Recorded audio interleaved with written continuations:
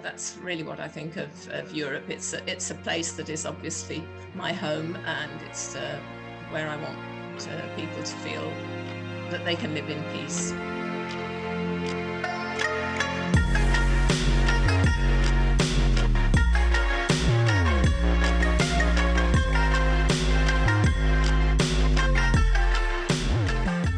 Hello, Anne. Welcome to the Brexit Reality Portraits project.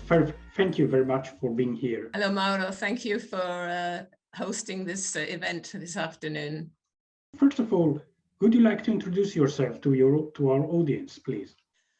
Yes, so my name is Anne Parry and I live in Valpolicella in Italy with my husband Mario.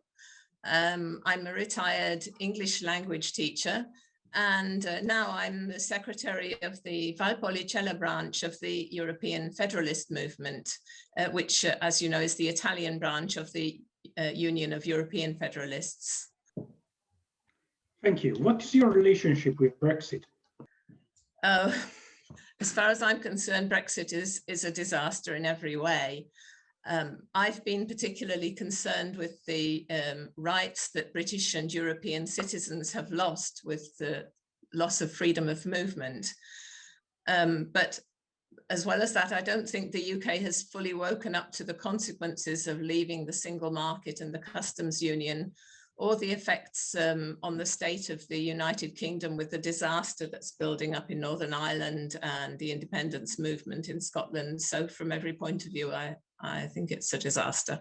How would you describe your perception of Europe, and to what extent might this have been influenced by your engagement in pro-European British activism in Italy? Well, when the referendum result came out in 2016, I think we were all very shocked, and I soon got involved in demonstrations against Brexit. And the first was the March for Europe in Rome in 2017. And we ended up marching with the Italian Federalists. And so when I got back to Valpolicella, I started going to the meetings of the Italian Federalists, and I was soon invited onto the National Committee and invited to set up a branch in Valpolicella where we live. So I think that's when I really began to understand what Europe was all about. And since then, I've learned a lot about the ideals of Altiero Spinelli and his friends who were confined on the island of Ventotene because they were anti-fascists, obviously, during the Second World War. And we've been looking at the Ventotene Manifesto, which is being republished very shortly, and looking at introductions to this text. And the Ventotene Manifesto is, in a way, the founding stone of the federal Europe that we need. And I'd love to be able to go to Ventotene, to this wonderful island, in September, where there is an annual week-long international seminar on European federalism.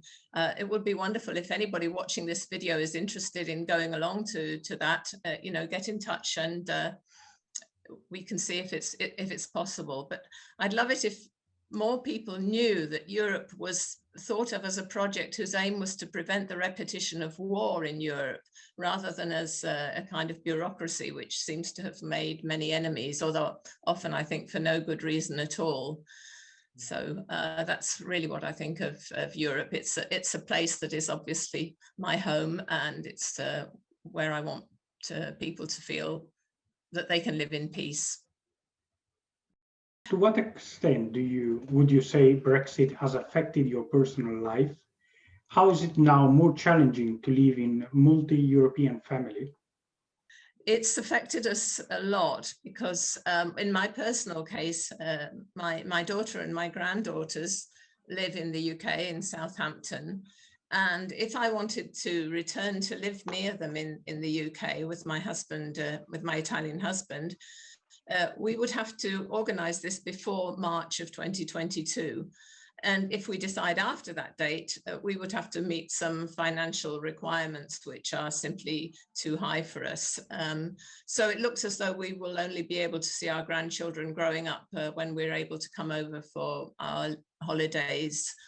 rather than, staying here for much longer or living here on a permanent basis. It's not affecting only us. I know a lot of people who are worried about this. They want to come back to the UK with their European spouses to be near aging parents, for example. But nobody even knows how to go about this. One thing is clear, that you can't apply to bring your European husband or wife to live in the UK while you're actually in the UK. So we would have to apply from Italy, and we don't know how that process would work. So it's very sad that so many families are being separated by this situation. Very sad indeed, you're right. And I would like to ask you, to what extent would you describe the psychological impact of Brexit on Remainers as a collective feeling of anger? Well, I think we're all very angry about the situation, but in a way, we've also made a lot of new friends and made a very strong anti-Brexit community, both in Italy and throughout Europe, as well as among our European friends in the UK. So we formed Facebook groups and pages. We've marched in London together, and strangely, in fact, the lead members of our groups of British in Europe and Brexpats Hear Our Voice, and 2 Spanish citizens' rights groups have just been awarded MBEs for their voluntary service in support of the British community in Europe. So this is very strange, because I can't see a single advantage to Brexit, and it seems odd that a country whose government has done so much to ruin our lives would then come up with awards for people who have worked so hard to counteract the nefarious effects of the decision, not only to leave the EU, but also to leave in the most uncompromising way, with all the red lines on immigration that have made our situation so much worse. And Anne, I heard you have been involved in the In Limbo project. Could you tell us something more about it? Oh yes, the In Limbo project is a project was started by Elena Remigi, who is an Italian living from Milan, living in London. And after Brexit, she put together testimonials of the European citizens living in the UK. And eventually it was published in a book called In Limbo. And then a second book was produced called In Limbo 2, which was testimonials of British citizens living in Europe. So these are real life stories which are very, very powerful, and really will last in the future, which will, give testimony to what Brexit has done to people's lives. And recently we've held online events to launch the new editions with some new testimonials. And I'm particularly upset by the recent stories that I've read of European citizens who are leaving our country because they no longer feel welcome. I find that just very shocking. I can understand that indeed, shocking indeed. Now at this point, Anne, I would like to ask you a question we usually ask our guests. So what would be your message to other Europeans who are watching us? To all the Europeans watching us, I say, you need to get involved, and there's one great way to do that. The conference on the future of Europe has started. It started on the 9th of May, and it's open for a year. And the conference is based on a digital platform, which you can check into. The address is futureeu.europa.eu. So to sign up for it, you need to get your own EU digital identity, and then you sign up and you can make your proposals and plan events. Basically, we need to change the treaties. We need to create a stronger federal Europe, which will allow us to deal with situations on a solid financial basis, to have a foreign policy which will be coherent and able to stand up to all the stresses in the world that are facing us, and to deal with climate change and all the big, huge problems that single countries can't deal with on their own, while keeping the identities of the communities that make up the Union. So basically, that's my message. Please, please, please look for the online platform, Conference on the Future of Europe, sign up, make your proposals, and check out the proposals of the European Federalist Movement. And let's hope that the future of our children and grandchildren will be a European future. Thanks.